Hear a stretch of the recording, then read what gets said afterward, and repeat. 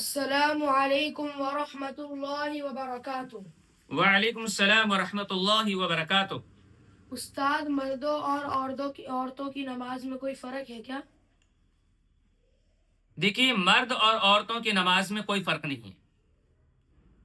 احادیث میں ایسا کہیں نہیں ملتا کہ مردوں کی نماز الگ ہے اور عورتوں کی نماز الگ ہے۔ آپ صلی اللہ علیہ وسلم کا فرمان ہے، صلو کما رأیتمونی اصلی۔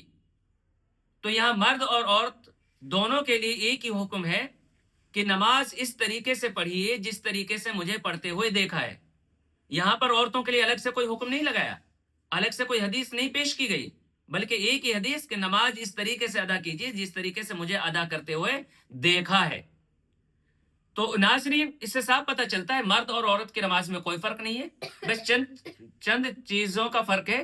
ایک تو یہ کہ عورتوں کا سر ڈھکا ہوا رہنا چاہیے، کپڑے ان کی آستین وغیرہ یہ مکمل یہاں تک ہونی چاہیے، پورا ہاتھ یہ ڈھکا رہنا چاہیے، ٹکنے سے نیچے پاجامہ ہونا چاہیے۔ ان کا پاجامہ ٹکنے سے اوپر ہوگا تو ان کی نماز ہرگز نہیں ہوگی۔ اگر ان کے بال کھلے ہوئے ہوں گے، سر پہ دوپٹہ نہیں ہوگا تو ان کی نماز نہیں ہوگی۔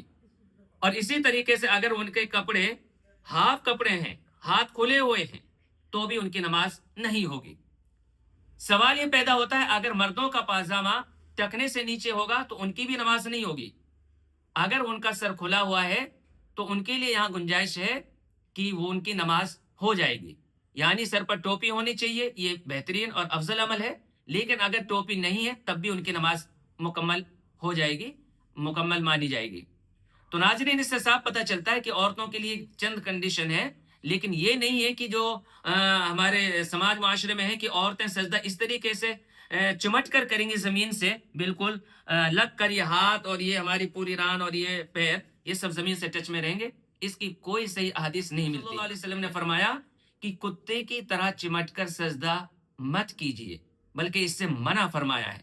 تو ہمیں سجدہ زمین سے چمٹ کر نہیں کرنا، بلکہ ہمارے ہاتھ ہماری رانوں سے، ہمارے اس پیٹ والے حصے سے اور زمین سے اٹھے ہوئے رہنے چاہیے۔ تو ناظرین، اس سے صاف پتہ چلتا ہے کہ نماز میں کوئی فرق نہیں ہے، مرد عورت کی سیم نماز ہے۔ اللہ کے نبی صلی اللہ علیہ وسلم کا ایک ہی حکم ہے، صلو کما رأیتمونی اصلی۔ تو ناظرین، آپ کو ہماری ویڈیو اچھی لگی ہو تو آپ لوگ لائک کریں، سبسکرائب کریں، کمنٹس ضرور کریں اور ہمیں بتلائیں کہ آپ کو کس طریقے کی ویڈیو پسند ہے۔ انشاءاللہ قرآن احادیث کی روشنی میں پھر آپ لوگوں کو ہم اچھی ویڈیوز بنا کر ڈالتے رہیں گے انشاءاللہ۔ السلام علیکم ورحمۃ اللہ وبرکاتہ۔